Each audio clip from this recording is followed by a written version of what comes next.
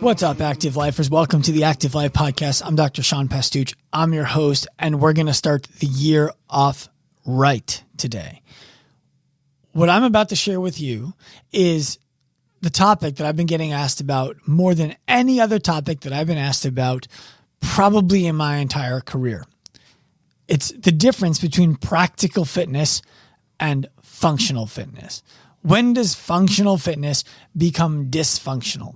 The reason why you should listen is because I believe it's going to enable you to start asking yourself some questions about why you do some of the things that you do that previously you had perfect justification for. I believe that if you listen to today's podcast with an open mind, it is going to give you the opportunity to get more out of your fitness training or your fitness coaching. So training being you doing the fitness yourself, coaching being you helping other people with their fitness, than you have gotten in your entire life. I was debating how to do this podcast because I wrote a fairly comprehensive email to my private email list that outlined exactly what I'm describing on today's show. And I looked at that email and I said, I'm going to highlight it and write some things up and then practice it so I remember it. And what I decided was that this email took me a full week to write, several edits, which is unlike me. I don't typically go back and edit things once I've written them. And so I'm just going to read you the email and then I'll talk about where some of the information came from and why I believe it's important for you after it's over. One thing before I get to the content today. Please go rate this show. It is hugely beneficial for me and for us as a company at Active Life when you rate the podcast. There's nothing in it for you except that you likely want to see this show grow if you like this show. If it's your first time listening, don't do it yet. Listen to the podcast. Make sure you like it. Make sure you think it's worth other people finding it. For those of you who've listened to the podcast and we've helped your career, we've helped you personally, we've helped your relationships, I'm asking you the favor of please go to wherever you listen and leave a review. It would be hugely beneficial. Thank you. Let's get to the good stuff. Remember, this is an email that I sent out to my private email list on November 28th. If you want to become a member of my private email list, head to my Instagram bio and click on the link. That's the link to my private email list. Here we go. Before you read any further, please participate in a centering exercise with me. I want to make sure that both your attention and your intention are here for today's experience. Today's centering exercise is called box breathing, and the whole exercise will take you 1 minute and 4 seconds exactly. When I want to get myself into a flow state, like before writing this email, to you, I will go through as many rounds of this exercise as it takes for me to feel completely relaxed and present. Box breathing, as we are going to apply it today, is simple. It consists of 4 cycles of 4 phases, each for 4 seconds, and all through your nose, performed with your eyes closed. So if you're driving, not for you. Phase 1 is a 4-second count inhale. Deep breath in, 4 seconds. Phase 2, hold that breath for 4 seconds. Phase 3, exhale that breath for 4 seconds to empty. Phase 4, hold that empty breath for 4 seconds. Repeat 4 times. In a moment, I'm going to ask you to begin. Remember, if you are enjoying this and you want to make the time, go through as many rounds as you choose. The shortest I've ever done is 1 round of 4 cycles. The longest I've ever gone has been close to 25 minutes. There is no correct and there is no wrong. Just get yourself relaxed and present. Get ready to close your eyes. It's time to begin. Go. 4 seconds in, 4 second hold, 4 seconds out, 4 seconds hold, 4 times. That's 1 round. Pause the podcast. Welcome back. Let's get you primed now. Without exhaling, take 2 deep breaths through your nose fast. Functional fitness, functional training, functional exercise, whatever you want to call it, should be credited with getting people off of selectorized machines in pursuit of exercise that better mimicked human movement. Functional fitness, that's what I'm going to call it, has been around forever. And it started making a mainstream comeback in the early 1990s. The ball really got momentum after the 2006 release of the movie 300, because everyone wanted to know how these guys got the godlike bodies we all saw on the big screen. IMAX for me. That went back to Mark Twight, who was a world-class climber turned celebrity trainer. Twight was an early CrossFit devotee who split off to form Jim Jones, which was a more individualized approach to functional fitness than a broad-based CrossFit approach.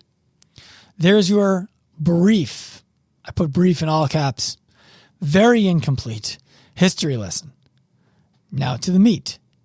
Undeniably, functional fitness, especially when executed at high intensity, is incredible at eliciting aesthetic and performance changes, and the results are supercharged when diet is aligned.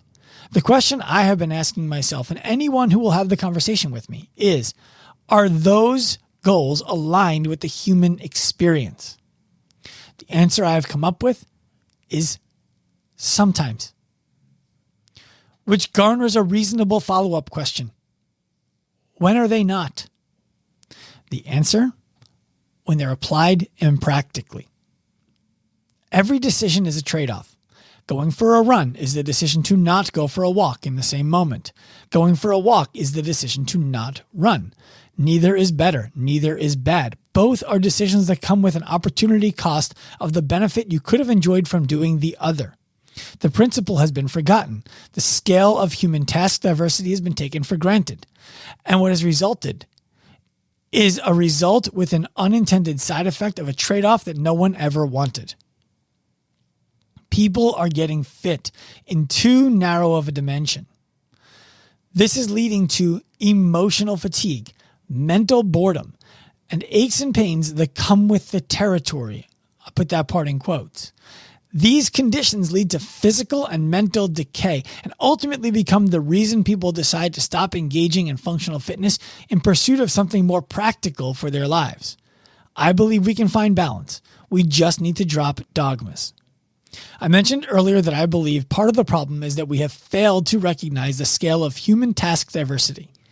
If we reverse engineer the constructs that contribute to our ability to perform a wide array of tasks, we are left with a new paradigm for what should be considered most functional. And it leaves what we have today very obviously dysfunctional. Moving on to constructs and principles. Construct number 1. There is an order of value. Almost every human task outside of a gym requires a dynamic spine, which is a spine that is moving as we perform the task. Yet in the gym, we focus as often as possible on a static spine while we perform tasks, a spine that's not moving. This is backwards. Principle number 1 in construct number 1, as it pertains to function, training with a dynamic spine is more functional than training with a static spine. Therefore, it's more practical. Almost every human task outside of a gym requires a sequencing of muscles and muscle groups, not an isolated action of one. Principle 2, construct 1. As it pertains to function, training compound movements is more functional than training isolated movements. This principle is already widely adopted. Almost every human task outside of a gym requires each extremity to function independently of and cooperatively with the other.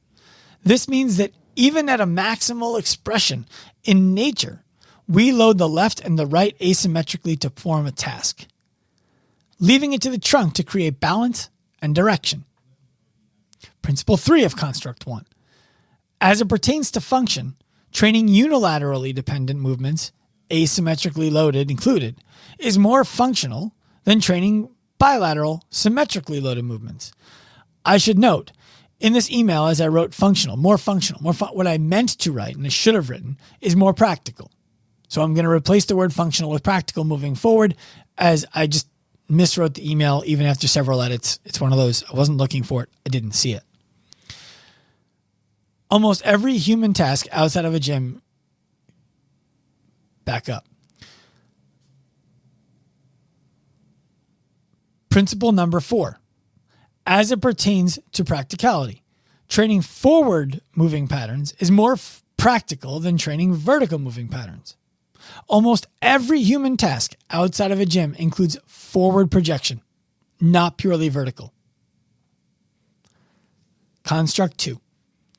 Excellence indicates deficiency. There is so much diversity of task in the human experience that at any time we are unquestionably deficient in many.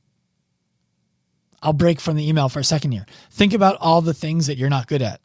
Think about all the sports that you have absolutely no proficiency in. Think about how much better a high school athlete is at what they're doing right now than you would be doing the same thing. The worst player on the worst high school team in your town is better than you at the sport you've never played. Probably. That indicates deficiency in a skill set that you may not think is practical or useful for your everyday life. But we have to acknowledge that we're not good at it. So there is deficiency somewhere else because we did not spend time developing it. Back to the email. Some of this is from a lack of skill acquisition. Some of it is neglect. Some of it lives in our blind spot. And much of it is intentional. Excellence in a singular or group set of skills indicates a priority of practice in them and therefore a deprioritization of something else. We're back to trade-offs. Shaolin masters living in the temples of China, just for the example I chose, there are countless, do not train with the equipment that the world uses for strength development. And yet they seem to have no problem getting on and off the ground as they age. Strong enough is real. That's principle 1. Principle 1 of construct 2. Strong enough is real. And admittedly, I don't know where it lives yet. In fact, I'd love your input on this. We need to begin by considering basic needs, accomplish capacity to perform them with reserve, and specialize thereafter. Principle 2 of construct 2. Create a stable starting point of general capacities, then specialize. This might be the most broad of all principles, as I believe capacities have to span physical inclusive of strength, range, and control, mental and emotional. More on this next. Construct 3. Mind and body are synergistic parts of a system, not isolated parts of a machine. Let me repeat myself. Construct 3 of practical fitness is that the mind and the body are synergistic pieces of a working system, not separate parts of a machine.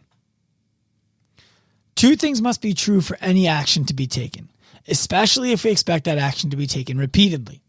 The reward of the action must be worth it, and the action must be likely to lead to the reward. People need to know who, what, where, when, why, and how. Construct 3, Principle 1, education before exercise.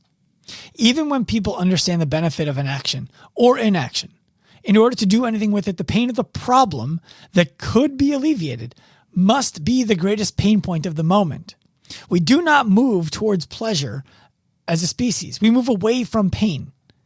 People will push through physical pain if it will help them alleviate mental pain, and they will push through mental pain if it resolves the physical. Break away from the email for a moment. This is why I have such a hard time with people who say they're suffered through that exercise. Working out is hard. It makes them mentally tough to get up at 5 a.m. and do the workout. No, you like working out. You get up early in the morning because that's the time that you have to do it. You're not disciplined. It's something that you like to do. People, generally speaking, who are really good in the gym, who have great physiques, who work out on a regular basis, they like exercise. It is very rare that a person is waking up early who doesn't like exercise to do a type of exercise that they don't enjoy at a time of day that is the only time of day that they can make to do it because they believe it's something that must be done. That is rare. It is rare. It is something most of the time that people like to do. Principle 2, construct 3. The internally driven pain point is the starting point. As we gain new information, our perspectives change. The change of perspectives can change the source of pain, even when the previous source has not been alleviated. Principle 3 of Construct 3. The pain needs to adjust to the problem. The plan needs to adjust to the problem. I have a lot more to add to this rambling, but I'm still hazy on a lot of it. And you're going to need to get on with your day. Success for me in identifying, systematizing practical fitness is in getting close enough to inspire you to help me do it. Fitness is no more physical, mental, or emotional than it is emotional, mental, or physical.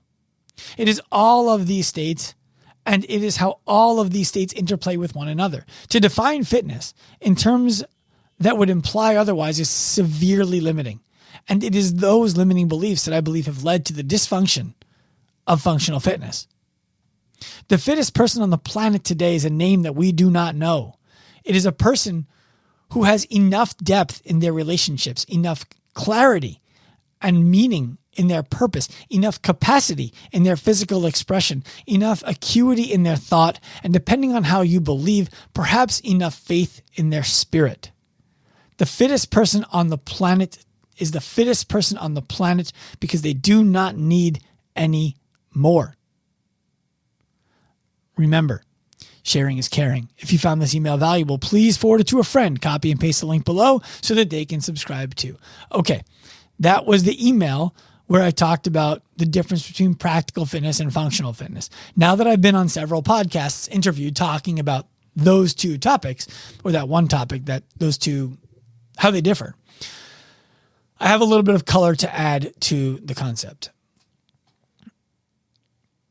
Mike Milner, who is the host of the Mind Over Macros podcast, interviewed me earlier today, actually. And when he was asking me what's the difference between a functional exercise and a practical exercise, the answer I gave him was fairly simple. All exercises have the ability to be both functional and practical. It is not that an exercise is functional or practical. It is that an exercise is either practical for the use of the person who is performing it, or it's not. And there are several examples of how an exercise that is perfectly good for person A to do, or even for person B to do, is the wrong exercise for person B to do right now, or for person C to do at all. Let's take a hammer, for example. Everyone knows the hammer and the nail analogy. A hammer is the right tool for the job when what you're dealing with is a nail, but when you're not dealing with a nail and all you have is a hammer, you have a problem. Well, there are dozens of varieties of hammers. I actually looked them up once because I was going to make a post about it. And then I decided if I had to look it up, you're not going to know them either. Not because I know everything, just because how many people know all the varieties of hammers? But the point is still good. If I was looking to hammer a 1-inch nail into a piece of wood in a very precise angle, and I said, someone quick, grab me this sledgehammer, that would be a very impractical use of a sledgehammer. I imagine you would agree. If I said, get me the hammer, the one all of us think about when I say a hammer, that would be a much more practical use. The difference is the amount of power that the smaller hammer can produce is far less than the amount of power that the sledgehammer can produce. The trade-off is that the small hammer has a lot more accuracy and the large hammer has a lot less. An additional trade-off is that the small hammer is going to have less surface area and therefore less collateral damage to the material around the nail. The sledgehammer is going to have much larger surface area and therefore much more collateral damage to the area around the nail. The nail is the practical use. We want to perform a task. I want this nail to go through 2 pieces of wood at a very specific angle. The trade-offs of using a sledgehammer are not worth it, even though it could theoretically work. So the sledgehammer, in the example of functional fitness that becomes dysfunctional and is not practical, is I can't think of a single good use for a back squat that exceeds one's body weight. I can't think of one good use for it that is not replaceable by other exercises that are more practical, following the rules of practicality that I just laid out. So let's say, for example, the argument is there is neurological carryover and a neuroendocrine response that occurs as a result of grinding through a heavy back squat. No argument here. Is there no other exercise that can get me that same thing without having to damage the hyaline cartilage in my knees over time? Is there none? My only choice is a squat. You see, of course there is. But what happens here is this. No one is having the long form conversation about this stuff. It's all sound bites. And so when somebody says something like, well, a back squat is a compound exercise that includes the whole body, it drives a neuroendocrine response, it creates a neurological adaptation that increases motor units, it builds soft tissue, meaning it builds muscle, it builds ligament and tendon resiliency. All of those things are true. All of those things are undeniable. And now the conversation typically stops and the person arguing for back squats says, so you see, that's why we do them. No, I don't see. Because that's to draw a comparison between doing back squats and doing nothing. And I'm not suggesting doing nothing is better than doing back squats. I'm suggesting once you can back squat your body weight, you don't need to back squat anymore. And you're chasing returns that are not worth the cost that they carry. There is no reason to chase a back squat when you are still deficient in your ability to do, for example, a Turkish get-up, when your sprint technique is still weak, when you're still slow, when you're not able to walk for an hour without music or a podcast or a guest. You can't be with your thoughts for an hour. Now, that one is a reach. I get it. I was getting excitable, okay, about the emotional, the mental, all that kind of stuff. But the doing of the back squat, again, when you can't do those other things, is an opportunity cost. When are you going to get better at those other things that you are deficient in? Why are they less valuable than squatting more weight? Why? Another argument that I get from people, by the way, let's go back to that. They're not less valuable. Another argument that I get from people is something like a deadlift. Isn't it just like picking things up off of the floor? No. A deadlift is not like picking things up off of the floor. It is more like picking things up off of the floor than any exercise that we're going to do on a machine, therefore making it both more functional and more practical. Sure, I'll give you that. But is it the most practical version of an exercise to get us better at picking things up off of the floor? No. Let's just pick things up off of the floor. What's the difference? Well, when we deadlift, we're locking our spine into place because we're picking up an amount of weight that our body would never be able to lift in the absence of a symmetrically loaded object that fits nicely in your hands and locks into place. Those don't exist in the universe. The very presence of that implement, the barbell loaded with plates on the side, affords us the ability to have to get into positions that are impractical for picking something up off of the ground that doesn't have those grips. The counter argument to what I'm saying here would be, and that's exactly the point, Sean, we want to overload a system so that when we come into things in the real world, we're able to do them with more ease. Okay. How about this? I want each of you to jog your memory for the last time you had to pick something up off the ground that was 200 plus pounds by yourself. Go for it. When is the last time you had to do that? Maybe you're a firefighter and you had to carry a person out of a building all by yourself. Awesome. I support that. That's a good example. Were they symmetrically loaded? Did you go straight up and down with them? Or did you have to drag them backwards? Did you have to get underneath their arms and have some bicep strength while you did it with a round back or leaning backwards? Was it a little bit different than a barbell? Could we maybe make an argument for dragging a sled backwards being more practical for that kind of an exercise? Could we maybe make an argument for picking up a sandbag being more practical for someone who needs that kind of strength? Are those arguments on the table? Of course they are. Of course they are. We can go down the list on and on and on and on and on.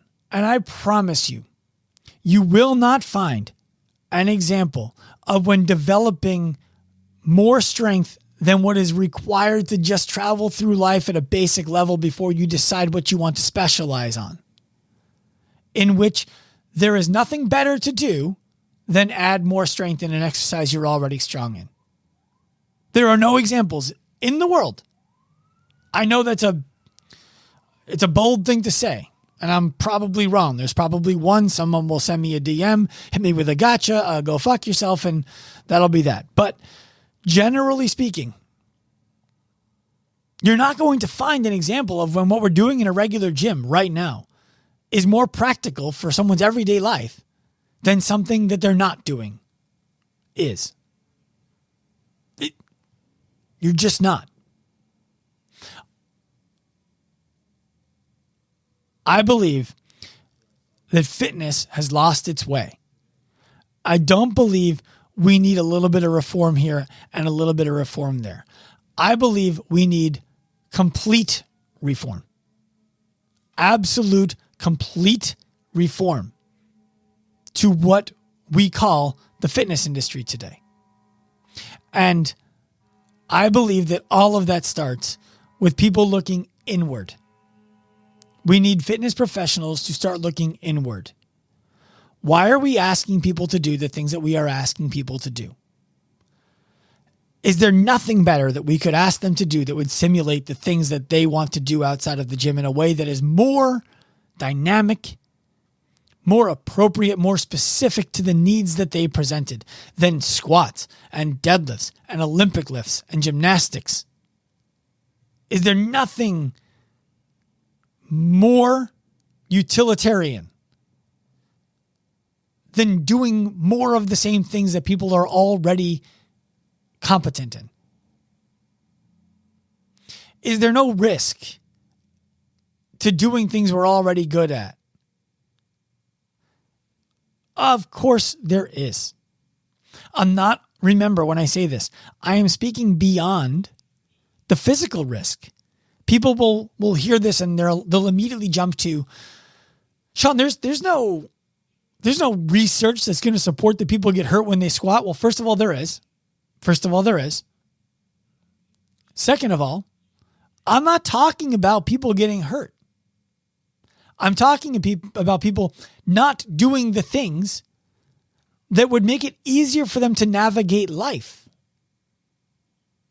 I'm talking about polling your members and asking them, how long does it take you to recover where you feel really good after a workout?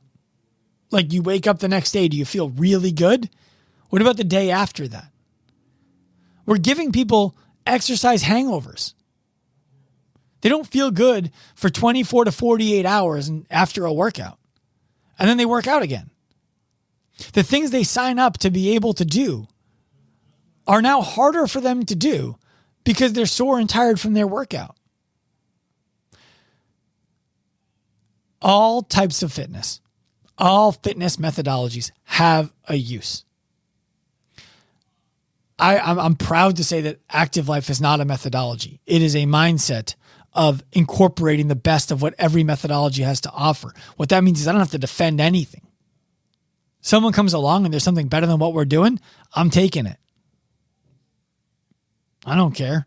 I used to tell people squatting was great. Deadlifting is great. You should do a lot of it. I changed my mind. New information came across my face that taught me that's probably not true. I don't have to defend my methodology. I can change my beliefs.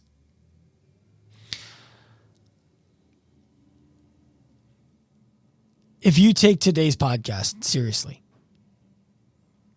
you'll start to evaluate why you're doing everything that you're doing. everything you're asking your clients to do.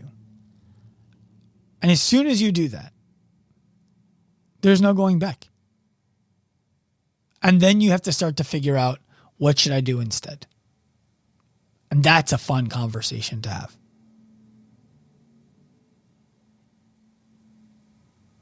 That's the end of the show. If you liked it, please go give it a review. If you disliked it, send me a DM telling me I'm an asshole. That works too. Turn pro. I hope you enjoyed this episode of the Active Life Podcast. Please remember, give us a hand, rate it, review it wherever you listen to shows. We are on a mission to humanize the healthcare industry by professionalizing the fitness industry to empower the individual to live a life unlimited by the way that their body looks, feels, or performs. If you are inspired by that mission and want to jump on the wagon, find us anywhere. Active Life Professional on Instagram, Active Life RX on Instagram.